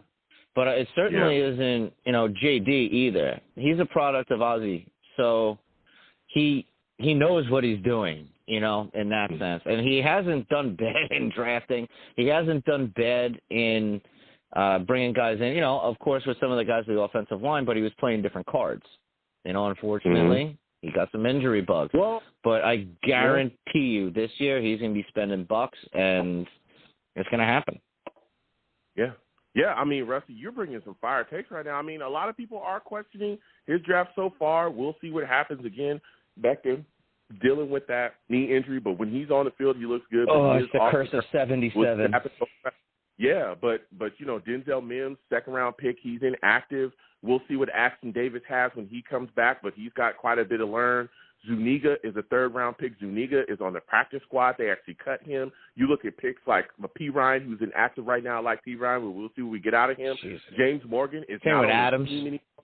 Yeah, Clark is, on IR. Bryce Hall, that's another pick that he had as well as a starting quarter. So there's some question marks there, some guys that we would hope would have flourished. I like not Hall. on the team or But again, I think for some people they want to immediately attack that point, but I think it's a little bit too early. I think we got to wait at least another year. Exactly premature. Yeah, it's absolutely premature. JD is the man. He's AKA the Mountain. He's building something. We were just getting blessed by fire. That's really it. He took it on the chin with Gase. He knew about that. Like, come on, everybody knew that guy was doing booger sugar. He's like, oh, he's going to be out of here anyway. They're like, who the hell does the salt like that on the sidelines? But a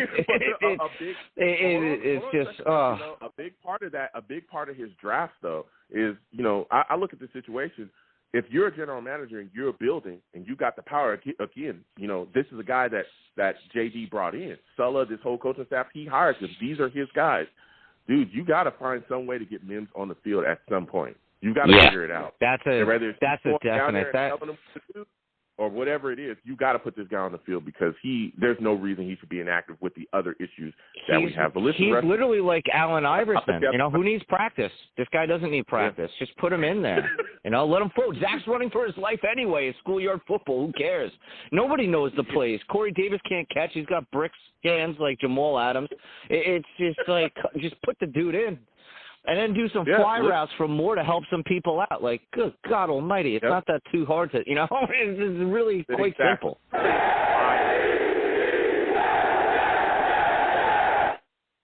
Listen, Rusty, I got to let you go. I got a lot of callers on the line. Again, I want to thank Rusty for calling in tonight. Fire takes by Rusty brought the heat. We'll continue to go to the lines again. 515-602-9639. 515-602-9639 is the number. Call in. We are taking all callers. Next, I'm going to my guy, Colin. Colin, I'm coming directly to you. Salute to you, Colin.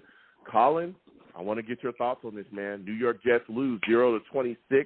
0-26. The running game was off. There was nothing going on. What were your thoughts about our issues offensively, man? Joe, I told you before last week that there's no shot we're winning this game. Let me just say this because I've been a Jets fan for like 30 years now. And I've been on the road where a lot of the younger guys now are, right? Frustration every week. You want to smash your TV, break your remote. I go to work on Mondays. No one knows that they shouldn't even speak to me because the Jets lost. I've been down that road where a lot of you guys are traveling. And so for me now, I have the Jets losing every week until they actually win a game. That's just me. It's just I haven't seen anything that warrants me thinking they're going to win, next week. So, I'm not going to come on the show on Friday and tell you we're going to win. We're going to beat whoever we play next. No, because I haven't seen anything that warrants that. And, likely so, we have a rookie quarterback. We have a rookie head coach, rookie offensive coordinator, tons of rookies on the team, very young team. So for me, it's just like, okay, let's see. Did we make the right choices with some of the players we drafted?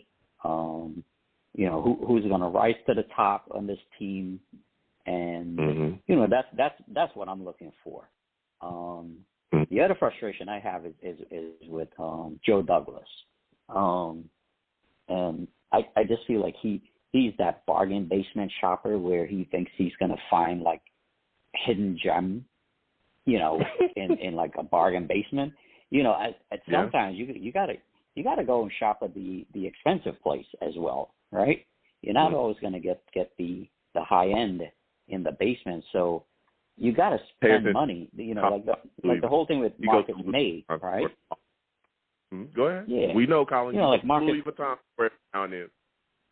Yeah, sometimes you just have to spend the money, right? And like with Marcus May, it's like, are they going to even sign him next year?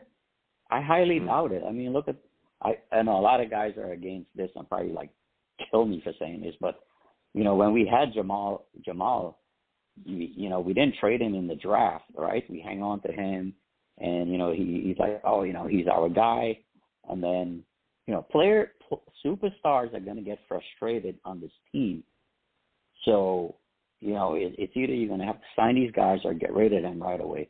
And, Jamal is a perfect example. If you sign Jamal Adams, you have C.J. Mosley, you have a much better team already with those guys. But Joe Douglas just strikes me as a guy that, he wants to go get, guys that were, first-round, second-round guys from, 4 or 5 years ago and hope that, he's going to get a good team. It is not going to happen. It's not going to happen. And you can't keep rebuilding this team year and year. I mean, calling it. No, look, and I hear you. I hear exactly what you're saying. But when you look at the situation, right, I think JD did inherit some issues, right? We all knew that it was going to take a little bit of time to build this football team up, right? Because Mike McCagnon, even before Mike McCagnon, had screwed the pooch, and there was a lot of issues, particularly on the offensive side of the ball. Not even going back to the Jamal Adams stuff, not keeping him, using that capital, I thought was the right way. I was one of the guys screaming to trade him. I think he got a lot of value back. The question now is that we're starting to see some of these building blocks that we feel, like a guy like Denzel Mims. You take him in the second round, he's not producing, right? Then you look at a guy like Mekhi Becton, who we were all excited about coming into this season. He's on the sidelines. He's dealing with the injury. We often see him hurt, right? We're looking to see what we're getting back from Ashton Davis. He's coming back from an injury. So there's a lot of that, too, a lot of guys that are dealing with injuries that are off on the sideline that are hurt. But even when we're talking about young guys playing, you'd want to see a guy like Denzel Mims out there, and he's not being utilized. He's not being utilized whatsoever. So there's question marks there. But for me, the big question mark, particularly offensively, is still our offensive line. We're still seeing them not be able to properly protect a young quarterback. And we saw today, Zach Wilson, 5 sacks. I mean, what are your thoughts about that and our offensive line still not being able to protect? Well, we talked about this on the draft, right? You even talked about this on the draft, right? We had the 2 picks in the first round. We had a second-round pick, right? And we traded the pick Tucker, right? But everyone was saying, on that second round, right, there were some offensive guys out there. We were like, go get some of these other guys. You know what I'm saying? Go draft. I don't care. Draft 5 offensive. If your issue is the offensive line, go draft 5 offensive line players. I don't care. Go draft and get enough guys to the point where you have that line you're looking for. Because you can always get wide receivers in free agents. You can always get wide receivers in later rounds, right? Receivers are always, like they say, a dime a dozen, right? You can spend money and get some of these free agent guys, but it's not often you're going to get these offensive linemen. And some of the other guys said too, like Joe Tooney, some of these guys are not going to come to the team because the team is just so terrible. Some of these guys, they want to win. So why are they going to come to the Jets? You're not going to attract players like that with the team you have. So, I mean, it is what it is, Becton's been hurt since we drafted him, right? So. Yeah, that's true. And he's dealing with an injury. We'll see him in 8 weeks. Hopefully he heals up well and we can continue to move forward. But this team has got to get more aggressive offensively. But listen, Colin, I got to get back to these lines, man. I want to thank you for calling in. Next time I have a show, I want to hear from you, all right, my friend? Oh, yeah, no problem, Joe. Take care, buddy. Absolutely. You have a good one, my friend. Listen, Colin bringing the heat, man. He brought the heat on that take. I love it.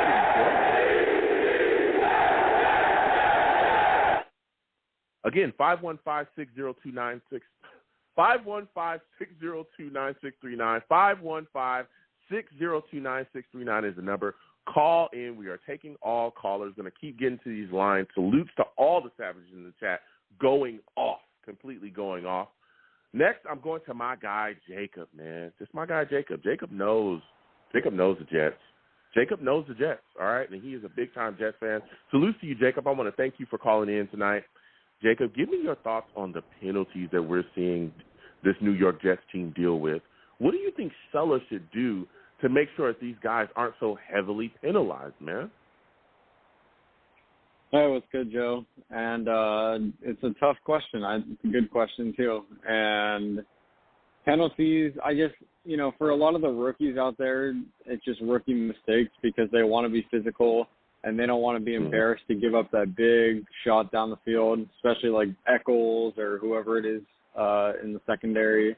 They don't want to be giving up those plays. So I think it's really just learning to be a little bit more disciplined, and because obviously for cornerbacks and just across the league, it's become extremely tough to be a good cornerback because you have to be so unphysical, I guess, and the slightest bit of holding can cost your team a score. And so just teaching them to be a little bit more disciplined, I think that would probably go a long way. Mm-hmm. Yeah, but when you look at some of these penalties, though, they're being hit by, it's not guys like Eccles. You got guys like Shaq Lawson, roughing the passer, who helped extend the drive as well, that led to some, to a Broncos situation. You got Hardy. Here's a veteran guy that's been on special teams. We brought him in. That was one of the big reasons why we signed him this, off season.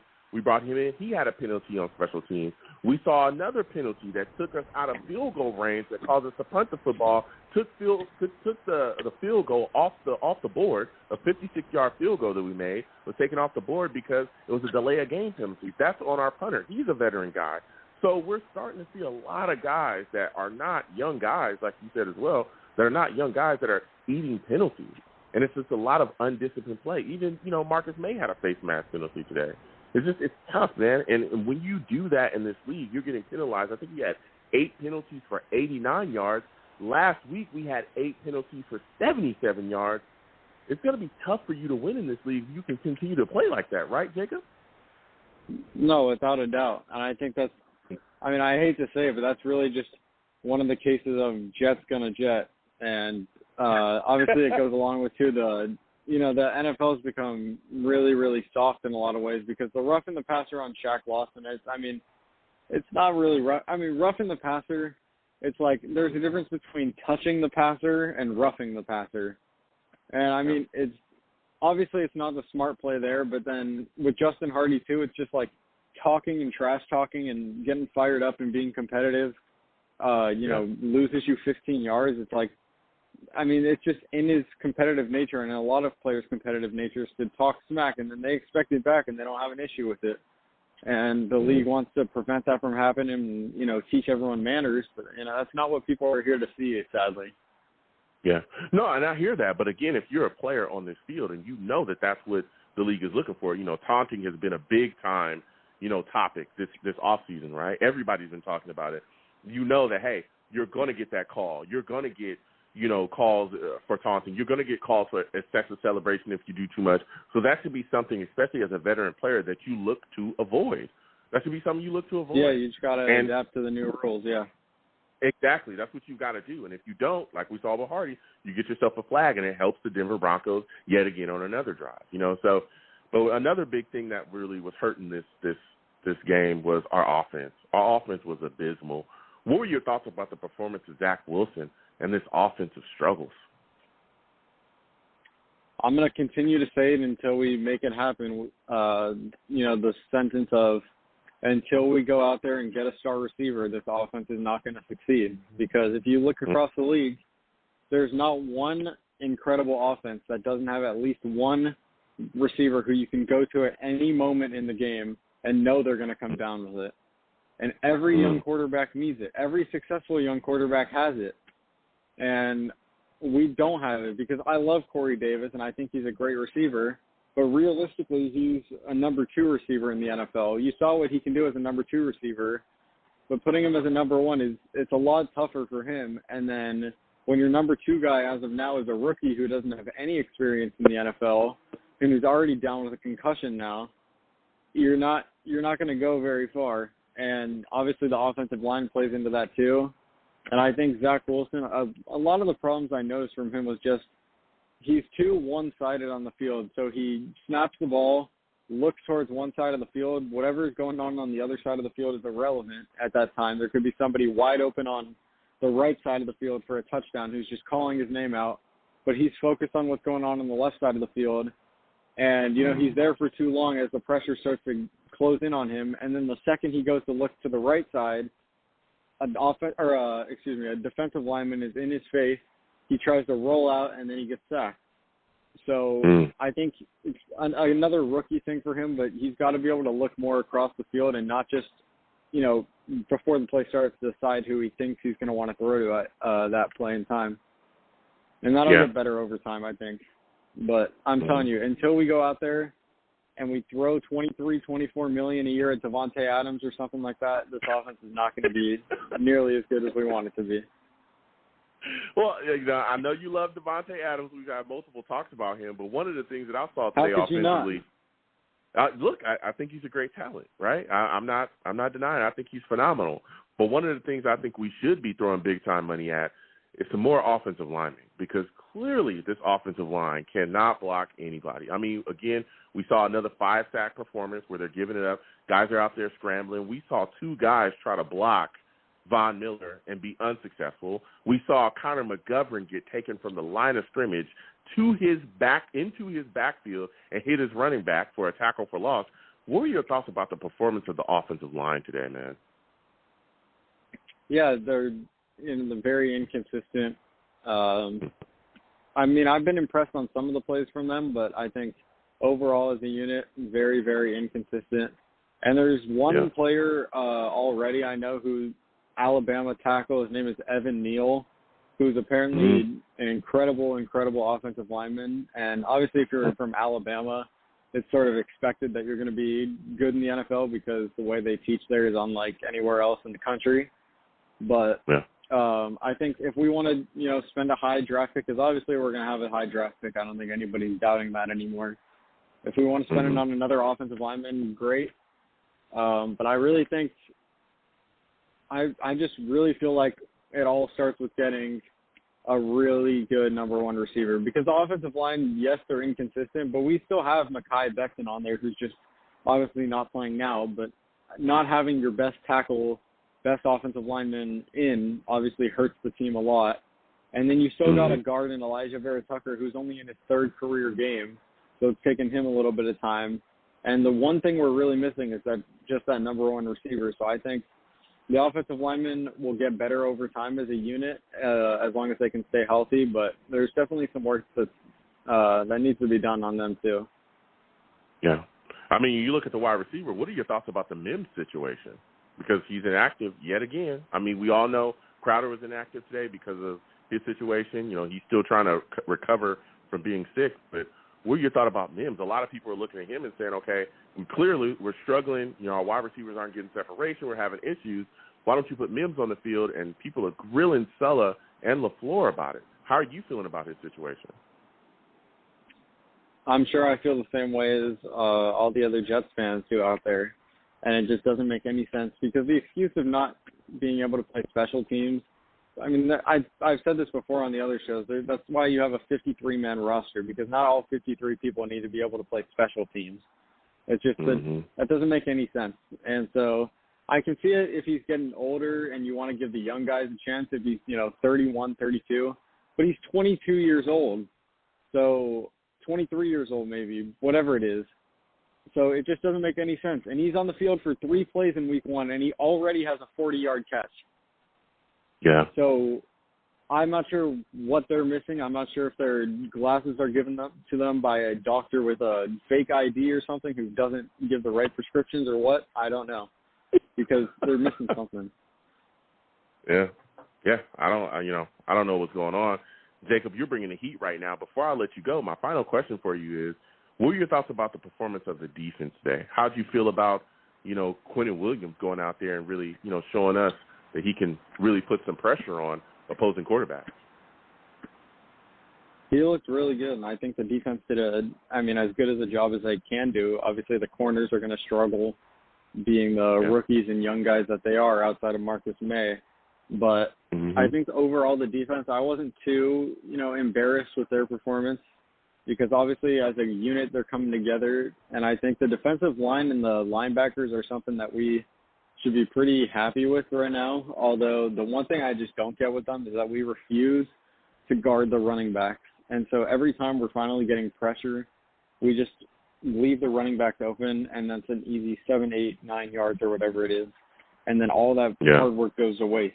So until we can, start realizing that the running backs can catch the ball too, I think we're still going to see some struggles on defense because, I mean, the check down is always a viable option and a good option for any quarterback when they're facing pressure. So if we can lock, feel like a lot of those 7-8 yard plays would turn into incompletions and mistakes that would get us the ball back in better situations on the field.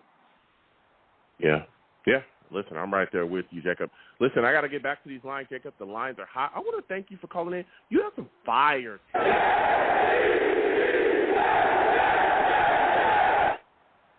You have yourself a good night, all right, Jacob? All right, you too, bro. All right, salute. Jacob calling in with the heat, man. He really called in with the heat. We're going to keep getting to these lines again. 515-602-9639. 515-602-9639 is the number. Call in. We're going to keep getting to these lines. Next, I'm going to 646. 646, I'm coming directly to you. You look like a new caller. Give me your name, where you're from. Give me your thoughts about this New York Jets offense struggling today. Brandon will come to you next. But today we are calling to 646. Again, give me your name, where you're from, and give me your thoughts about this Jets offense. Hey, what's up, brother? My name's Adam, man. Great to talk to you guys. The Jets offense is the Jets offense is making me lose whatever little hair I got left.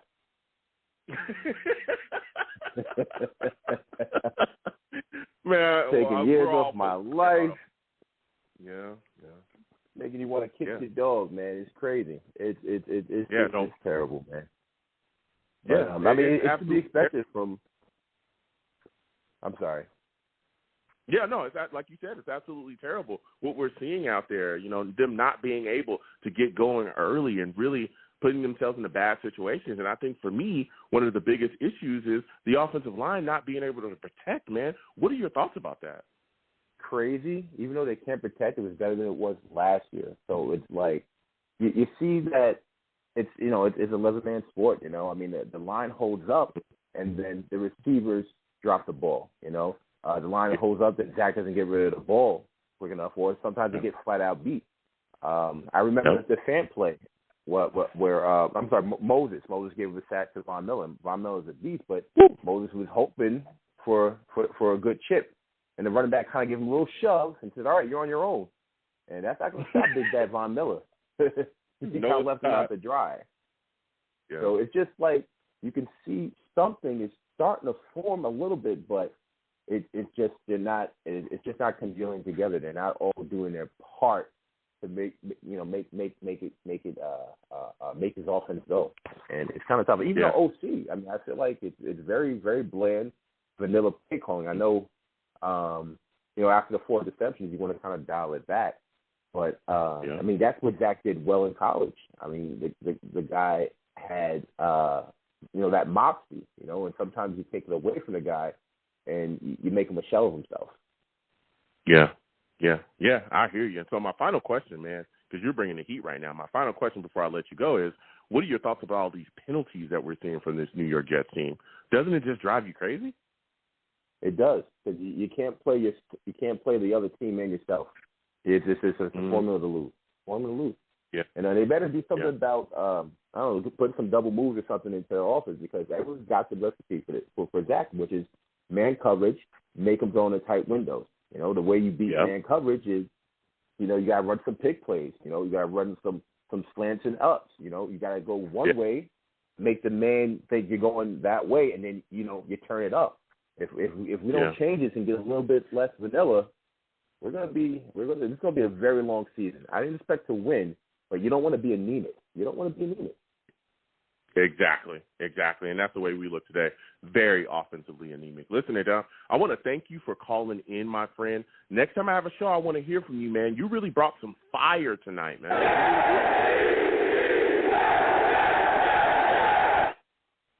You have a good night, sir, brother. Be good. Yes, sir, brother. Be good. All right. Listen, we got a lot of callers. We're going to keep getting to these lines. Again, 515-602-9639. 515-602-9639 is the number. Call in. Next, I'm going to my guy, Brandon. Brandon knows the Jets. Salutes to Brandon. Brandon's a Jets fan like the rest of us. I want to thank him for calling in tonight, Brandon. We're talking Jets offense. It's horrific. Please tell me what you saw out there. Please give me your thoughts on this offensive line and its lack of ability to protect Zach Wilson. What are your thoughts on it, man? Hear ye, hear ye. The troll under the bridge is here. Hear ye, hear ye. Joe, you already know where Here we go. Joe, you know what I got started with. Sam Darnold had 300 yards and 2 rushing touchdowns. But anyway, back to the Jets. Yeah, he did. Connor McGovern is Connor McGovern is horrible. Connor McGovern is horrible. He's horrible. What was it? The one run play, he got pushed out the way, and it was a loss of 7 yards? Oh, my God. Into the backfield. That has to be the first thing you change. Into the backfield. Into the backfield. I don't know what Mike LaFleur, is it Mike or Matt? What is it? He needs to talk to his brother, whatever his brother's name is. He needs to talk to him and figure out how to get some offense going. I think it was in the second quarter. I may be incorrect about the quarter. But it was third down. Everybody ran the same route at the same depth. They all ran to the left. I said, what? And Zach got sacked on that play, I think. I said, what the hell kind of play call is that? Everybody just run to the left. Yeah, tonight we saw this line struggle so much, and we talked to you brought up a great one when Connor McGovern getting pushed into the backfield, disrupting a handoff. The guy was literally just shoved him aside like he wasn't even there and got to the running back. And then we're seeing, Von Miller not be able to be blocked even though there's 2 guys out there. They can't pick it up. We're seeing this offensive line struggle. We're seeing these wide receivers get some drops. What were your thoughts about some of the drops we saw? Hell, we saw one drop lead to an interception. Braxton Berrios straight off his hand. It bounces up, gets picked off. We saw Ty Johnson dropping footballs on 4th and 1. Corey Davis dropped some balls today. What were your thoughts about the horrific drops that we saw today as well? It was I have no words.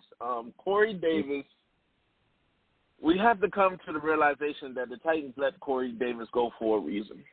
He's 25. I get it. He's 25, and maybe he has some upside. But the obvious thing is you have a wide receiver that is in sweatpants that catches jump balls. Yeah. And you have number 11 in sweatpants. I still don't get it. This guy in the game. You have to. You can't tell me that he would have. Maybe he would have. Maybe he wouldn't have. But that would shut up all the chatter if you just put the boy in the game. Exactly. Braxton, for some strange reason, I think Braxton Berrios is leading the team in receptions. That has to be a problem.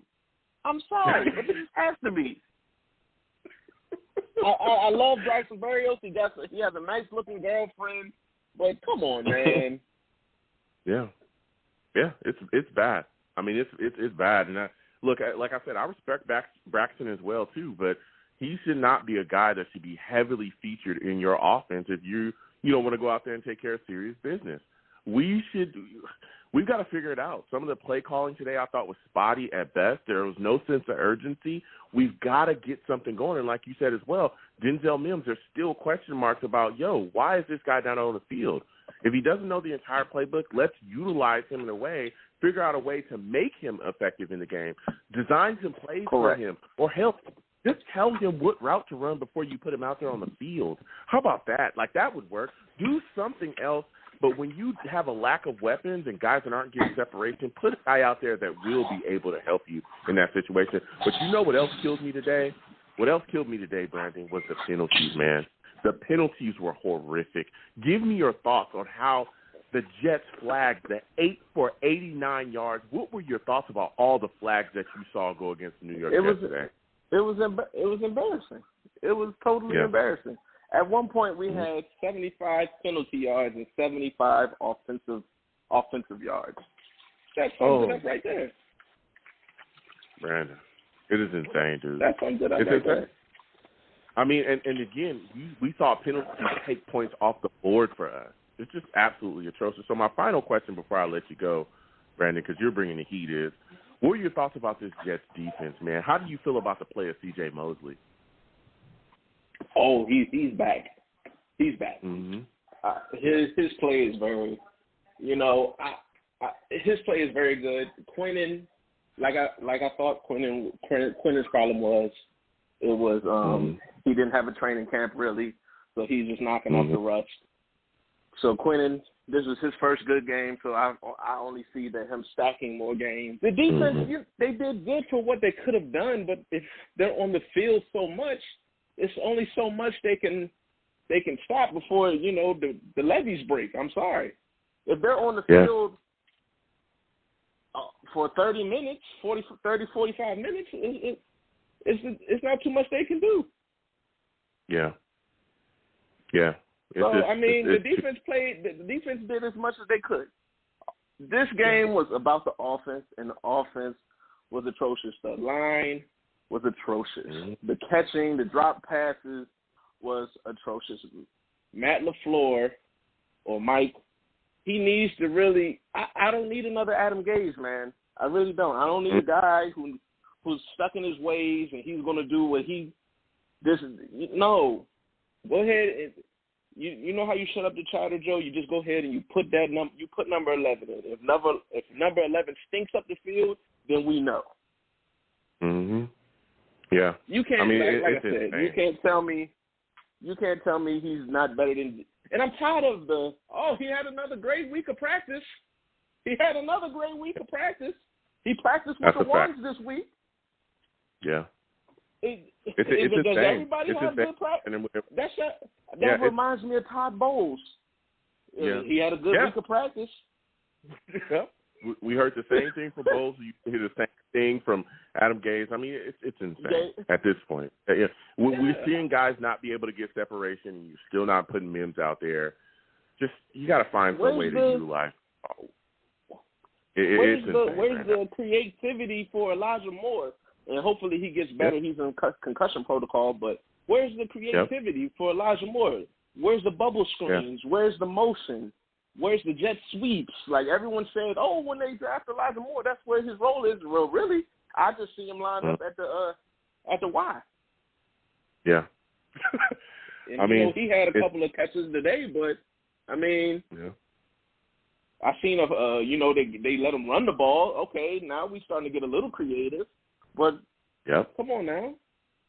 We just got to see more. Going. The defense is doing their part, and no one can say they're not. Exactly, Brandon. I mean, you're speaking the absolute truth. The defense is showing up. The offense is continuing to struggle, and we're seeing this consistently from the beginning of the season until now. I mean, it's ridiculous. But, Brandon, I got to let you go. I want to thank you. I'll let you get the final word. Go ahead quickly. They always touted Zach Wilson's fundamentals. Does he stand still and deliver the pass? Where's his scrambling mobility at? Like, where is these things that I've seen at BYU? Yeah. I mean, he tried. He did break out to the left today, and he made a quality throw. It was dropped. But, it looked like he was running in quicksand. There's nowhere really for him to go. I mean, he drops back. There's 50 guys in his face. I mean, it's insane, Brandon. That's true. So I want to thank you for calling in, man. All right, you have yourself a good night, Brandon. All right, you too, Joe.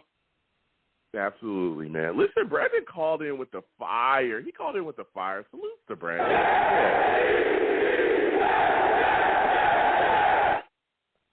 Listen, we're going to go ahead and close out the show now. This has been unbelievable. Salutes to everyone that called in. Again, I want to thank everybody. It's always fun to chop it up with people, especially, again, right after we watch the game. Jets fans are so passionate. I'm passionate about the team. I want to thank all the new callers as well, all the new viewers. Salutes to you folks. Listen, I'm the man of the people. I'm here for the people. Let me shamelessly promote my Facebook page. Everyone go on Facebook, search The Long Beach Joe Show. Like that page. My content's up there. Go ahead and give it a listen. Message me. I'll message you right back. I love going back and forth with folks about this football team. Also, leave me some feedback. I love hearing about what you folks think I do here on The Long Beach Joe Show. I'm also on Twitter as well at YoungJ000. Again, YoungJ000. Go ahead and follow me. I'll follow you right back. You want to troll me? No issues. I'm the troll that lives under the bridge, and I will have my Vera Tucker jersey on at all times, all right? He's playing all right on the offensive line. Connor McGovern, trash. George Fant, trash. Morgan Moses, you looking questionable, boy. 2 guys you can't block. 2 guys can't block Von Miller. Come on, bro. Here we go. 2? Anywho, I am the troll that lives under that bridge. I'll have that jersey on. I'm also on YouTube as well. Long Beach Joe Jets on YouTube. That is where we live stream the show. I do other content on there as well. I do drop videos. We also game sometimes as well. So go to Long Beach Joe Jets on YouTube, subscribe, hit the notification bell, and please give my videos a thumbs up. Always greatly appreciate it. And as always, people, when you see me in person, it is arms out, chest open, free hugs for everyone. Free hugs for everyone. The hugs will cost you absolutely nothing, especially in times like this. The hugs will cost you absolutely nothing. No matter what anybody tells you, the hugs will always remain free.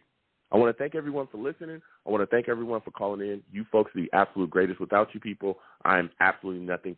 Thank you for taking the time out of your day to call in and listen to the show. You folks have a good one. Peace.